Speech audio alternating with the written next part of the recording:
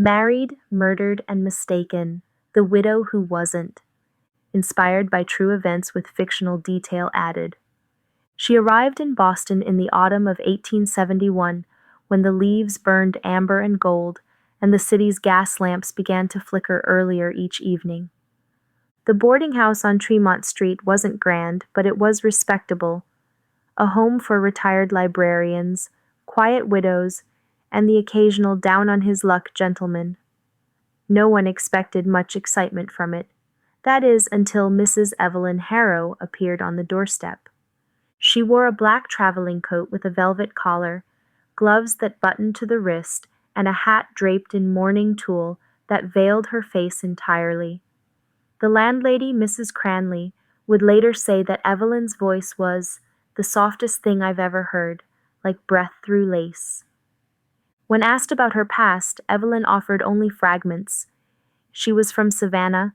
Her husband had been an officer in the Confederate Army, and she'd lost him near the end of the war.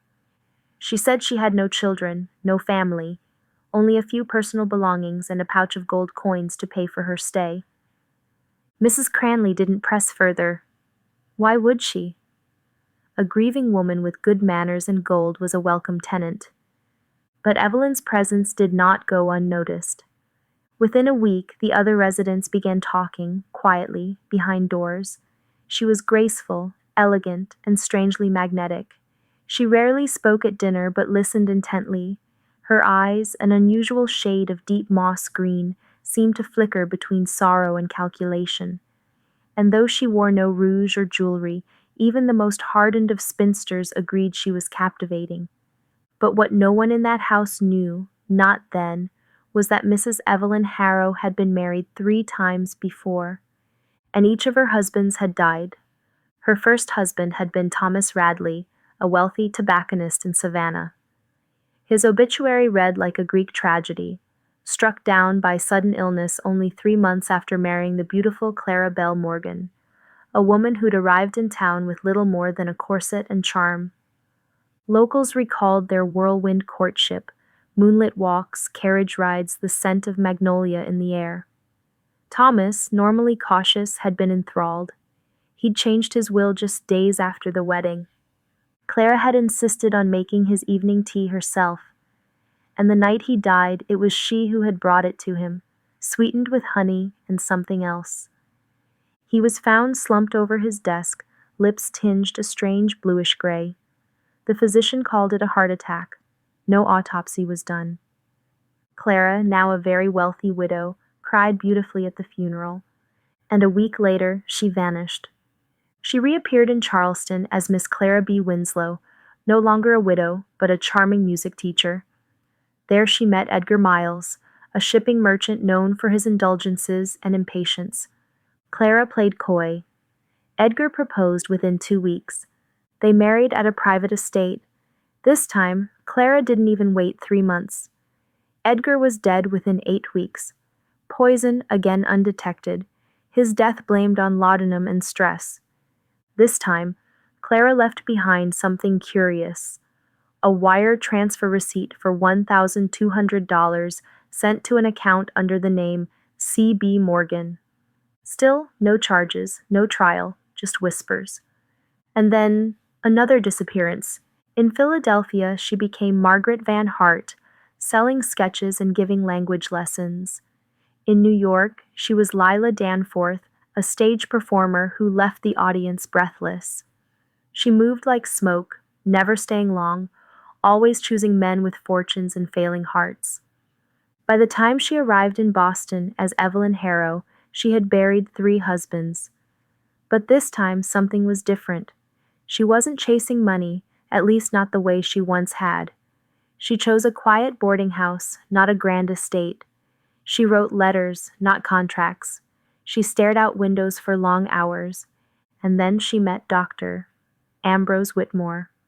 Dr. Whitmore was a widower himself, respected in the community, known for his free clinics and polished boots. He'd lost his wife to fever some years before, and though he'd never remarried, he remained charming, kind, and curious. He met Evelyn at a church benefit. She didn't try to impress him. She simply said, Grief teaches us to speak in silence, doesn't it? That one line undid him. They began meeting for tea. She told him stories of a fabricated past, growing up in Louisiana, losing her brother to a duel, caring for her dying mother. None of it was true, but Evelyn had a gift. She could lie with the softness of truth. Ambrose fell in love, slowly, genuinely. He proposed that spring, gave her a ring from his mother's heirloom collection, and Evelyn hesitated. Instead of disappearing, she stayed, and she began writing again, this time to someone named Martha, though the letters were never sent. One of them read, "They all loved me. I think they truly did. But every time I wore white, I began planning the funeral. I don't want to be her anymore.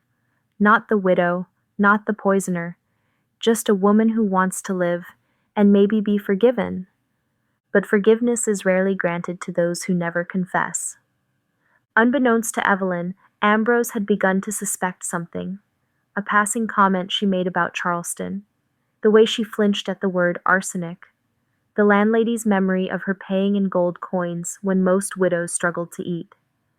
He hired Elias Darrow, a retired Pinkerton agent with a sharp mind and a long memory for women who disappeared. Darrow dug through archives and registries. He found the obituary of Thomas Radley, the suspicious death of Edgar Miles, the photo of a woman performing in New York under the name Lila Danforth. The names changed, but the face, the eyes, always the same.